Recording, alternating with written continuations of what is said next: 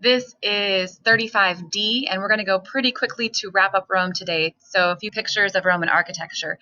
From the 18 AD, this is an arch in France that the Romans put up, so still around. That was the region they called Gaul. Roman baths you can go visit, like in Bath, England.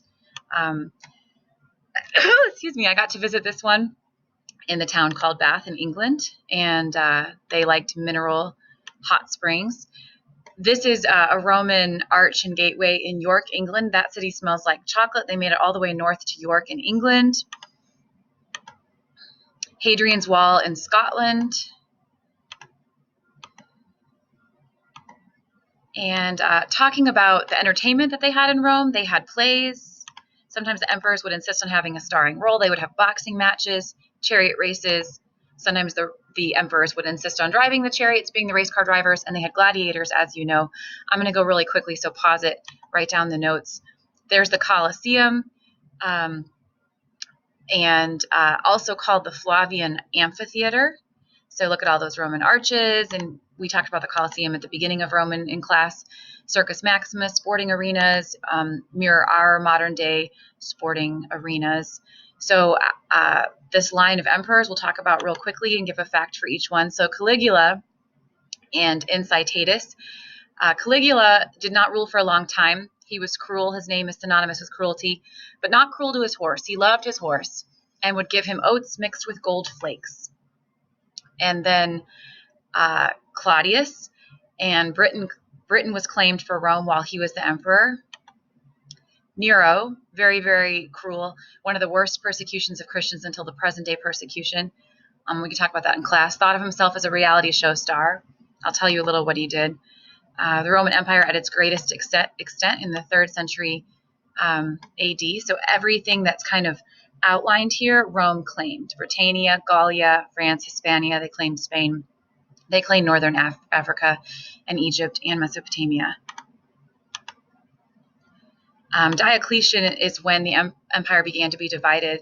Diocletian went to rule east in Constantinople, and Maximian went to rule west in Rome. This was 285 AD. Diocletian's persecutions of Christians is the most severe during the Roman Empire. The Roman Empire does decline. You can imagine with such persecution of Christians that God's not happy about that, and people are crying out for justice through prayer. There's political instability, economic and moral decline, inflation. The money becomes worthless because it's given out too much. Taxes are crippling, and there's a food shortage. So this is like a terrible combination, instability. And then finally, as Rome is too weak to defend itself, it does get invaded by Huns and other tribes. Christianity. As you know, Christianity is monotheistic. We recognize that Jesus is the Son of God. Roman Caesars thought it brought disunity, like that article I showed you, because Christians would not acknowledge Caesar as a god. For this, the Christians were punished by being tortured and imprisoned. Now, Constantine did convert to Christianity and ended persecution. Later, Theodosius made it the official religion of the empire in 380 AD.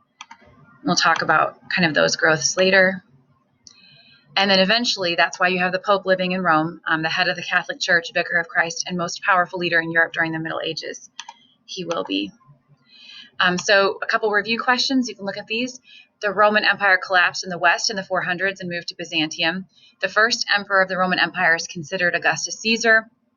And Christianity began at the beginning of the Common Era, CE, Christian Era, AD in Palestine and spread worldwide. It is Christianity.